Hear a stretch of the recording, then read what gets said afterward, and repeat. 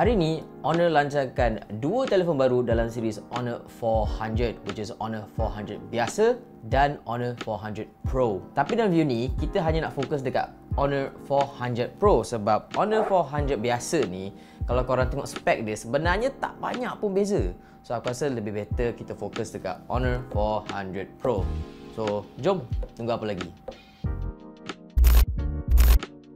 So, jom kita start dengan design dia. Okay, color yang kita dapat ni adalah Luna Grey. Tapi dia juga ada lagi dua variant, iaitu Tidal Blue dan Midnight Black. Dia punya belakang ni is actually plastik, tapi finishing dia agak smooth and it feels very good dekat tangan.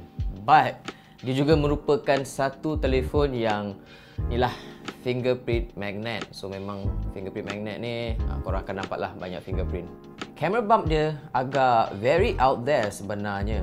Dia macam 2/3 segitiga yang ada rounded edges. And bagi aku, it really depends on your taste, but me personally, I don't mind it. Dia punya sisi ni, dia silver with a matte finish. Dan dia punya sisi ni kalau korang tengok betul, dia rounded. So bila rounded, bila korang pegang korang grip tu, memang lebih sedap lah compare dengan sisi yang flat. So selain tu, dia punya selfie camera, dia punya button, tak ada yang pelik-pelik, semua dekat tempat yang sepatutnya. Overall, aku rasa design dia agak unik, dan bila unik macam ni, memang korang akan nilah tarik perhatian orang di sekeliling. So jom kita tengok spek dia. Honor 400 Pro ni dia pakai chipset Snapdragon 8 Gen 3 dengan RAM 12GB tambah lagi dengan 12GB Honor RAM Turbo. Storage dia 512GB. Bateri dia pula sangat besar which is 6000 mAh dengan kadar pengecasan berwayar 100W Honor Supercharge dan pengecasan wireless 500W Honor Supercharge juga. And the best part, korang dapat charger 100W dekat dalam kotak tu. So memang thumbs up Honor.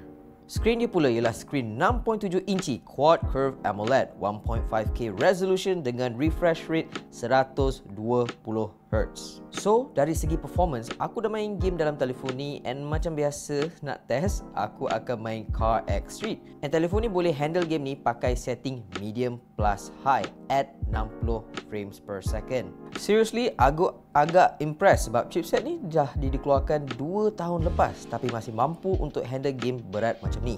So game lain macam Mobile Legends and PUBG memang takkan ada apa-apa masalah untuk main dekat telefon ni. Skrin ni pula memang tak perlu cakap banyak lah.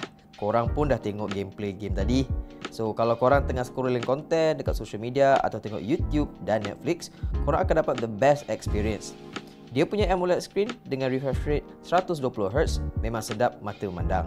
Oh ya, sebelum aku lupa, dia juga datang dengan stereo speaker. So pengalaman mendengar tu pun best. So jom kita tengok dia punya software pula. So Honor 400 Pro ni datang dengan Magic OS 9.0 dengan Android 15. Sepanjang aku pakai Honor 400 Pro ni, dia punya UI no bugs at all, and dia punya overall user experience is actually quite nice. But ada lagi satu. Zaman sekarang semua telefon kena ada AI features. Honor 400 Pro ni dia lengkap je dengan AI features seperti Circle to Search, AI Eraser, AI Interpreter. Tapi Honor 400 Pro ni dia ada satu benda baru. Honor 400 Pro ni telefon pertama yang boleh tukar image to video. So, cara nak buat dia adalah korang pergi kat gallery and tekan tab create ni. And nanti dekat atas ni ada tulis image to video.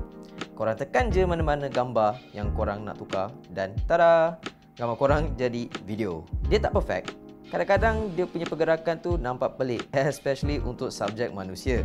Tapi untuk gambar scenery, memang lawa. Paling aku suka sebab korang ambil gambar balcony, dia akan jadi macam video drone shot. Tapi sayanglah, dia tak ada prompt.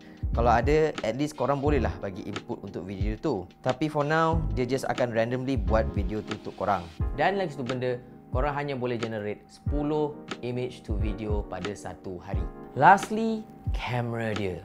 Honor 400 Pro ni datang dengan 3 kamera, iaitu main camera 200MP super sensing dengan aperture 1.9, AI telephoto camera 50MP dengan aperture 2.4, Sony IMX856 sensor, and 12 megapixel ultra wide and macro camera dengan aperture 2.2, field of view 112 degree. The camera does an excellent job dengan color yang vibrant, tapi tak adalah sampai terlalu sangat. Dia boleh buat 0.6, 1x, 2x, 3x dan 6x. Lebih dari itu, dia dah start pakai digital zoom dan maksimum dia boleh pergi is 50x. Dia ada pakai AI untuk cantikkan gambar dia, tapi kalau korang tengok betul-betul gambar tu, korang akan nampaklah AI processing dia. So tak adalah perfect. Kamera selfie dia, kamera selfie 50 megapixel dengan aperture 2.0. Kamera selfie dia pun okey, gambar jelas dan vibrant. Video pula, kamera belakang boleh rekod sampai 4K 60 frames per second, manakala kamera selfie boleh rekod 4K 30 frames per second. Kualiti kedua-dua sangat bagus dan korang tak perlu risau gegar sebab dia ada dual OIS and EIS. So video memang akan nampak smooth je.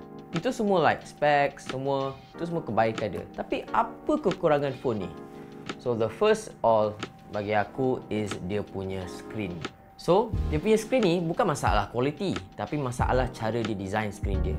Kalau korang tengok betul-betul lah, dia punya screen ni is quad curve dan bagi aku personally, aku tak berapa minat quad curve sebab korang lebih mudah untuk tertekan bucu-bucu screen ni dan bila jatuh, dia lebih mudah pecah. Lagi satu adalah dia punya camera bump dia sebab sebenarnya camera bump dia is actually quite big dan bila korang letak atas meja, memang akan bergegar lah. So sometimes korang kalau aku personally aku prefer phone aku like memanglah tak boleh flat sebab ada camera bump, tapi seboleh-bolehnya flat.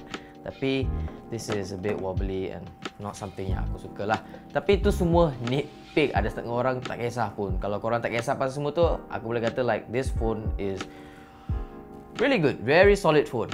So dari tadi kita borak pasal Honor 400 Pro. So macam mana pula dengan Honor 400? So, Honor 400 ni kita borak sikit je lah sebab sebenarnya tak banyak beza pun. First of all, dia punya chipset. Dia pakai Snapdragon 7 Gen 3. So, korang tak boleh lah nak expect performance macam Honor 400 Pro. Tapi still, it's quite a good chipset dan aku rasa tak ada masalah lah kalau korang nak main game ataupun nak social media scrolling and sebagainya. Dan lagi satu is dia punya screen. Screen dia kecil sikit, which is 6.55 inci dan screen dia flat, tak macam Honor 400 Pro di mana dia punya screen adalah curve. Lagi satu dia punya charging. Honor 400 hanya support 80 watt. Bagi aku still laju, tapi dia tak ada wireless charging. And yang last adalah dia punya kamera. So kalau kau perasan dia ada dua je kan. So dekat Honor 400 ni yang tak ada adalah telephoto lens. Selain tu sama je dengan Honor 400 Pro. So ini Zaidan dari masa depan. Honor baru je announce kedua harga telefon ni. So Honor 400 Pro ada satu variant je, 12GB RAM dan 512GB storage.